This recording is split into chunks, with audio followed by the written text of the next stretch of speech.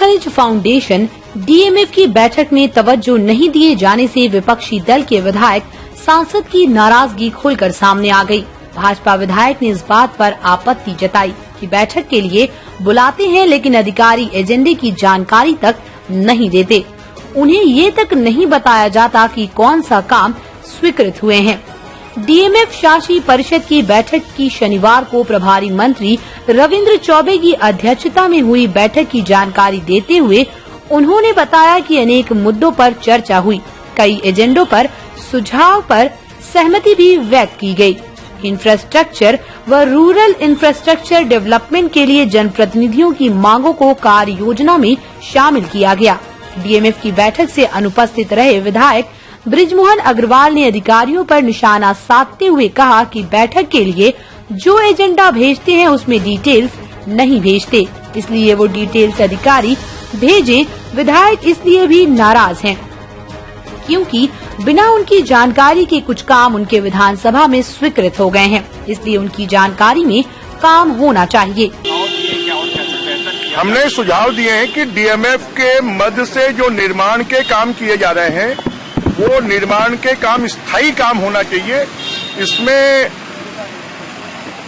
अस्थायी कामों में पैसे खर्च कम से कम करना चाहिए, क्योंकि अगर स्थायी निर्माण के काम, क्योंकि इसमें मैक्सिमम पैसे जो खर्च होने हैं वो कोविड से लड़ाई के लिए पैसे खर्च होने हैं, तो उसमें स्थायी निर्माण के काम ज्यादा से ज्यादा हों, जिससे कि वो उसकी उपयोगिता हमेशा के लिए हो।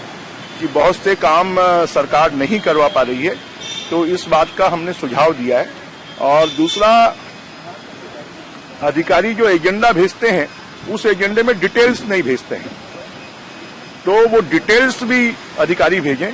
और तीसरा, कुछ विधायकों ने नाराजगी भी व्यक्त की कि उनकी बिना जानकारी के कुछ काम स्वीकृत उनके विधानसभा में हो गए हैं, तो कम से कम विधायकों को जो सम्मान है वो मिलना चाहिए और उनके जानकारी में काम होना चाहिए। सर, राज्य सरकार जो है ओबीसी और आयोजित किया गया था।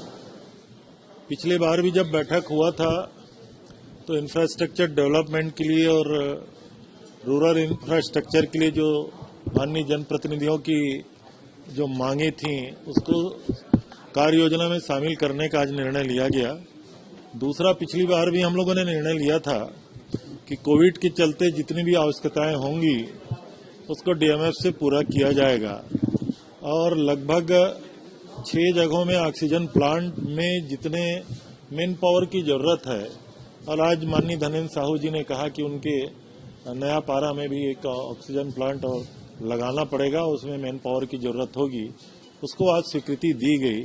इस बात का भी निर्णय लिया गया कि जो शेष राशि डीएमएफ का आने वाले समय में आएगा, माननीय जनप्रतिनिधियों से लेकर के विकास के कार्यों को सहमति या स्वीकृति तो दी जाएगी, लेकिन जिस थर्ड वेव की संभावनाओं के बारे में लगातार चर्चा हो रही है, तो सभी माननीय जनप्रतिनिधियों ने एक स्वर से निर्णय लिया कि थर्ड वेव के लिए जो जरूरत होगी, चाहे इंफ्रास्ट्रक्चर के लिए हो, चाहे ह्यूमन रिसोर्स के लिए हो, चाहे मैन पावर के लिए हो, या और किसी अन्य मद के लिए हो, उसकी भी सहमति और स्वीकृति आज के कार्य योजना में शामिल किया गया। मुख्य रूप से आज डीएमएफ की बैठक थी। दूसरी बैठक हमने और आज जो लिया है कि यहाँ जो कैनाल के ऊपर में पूरे रायपुर शहर में रोड बनाया गया है, अब उसमें 2 प्रकार से स्थानीय स्तर पे नुकसान है।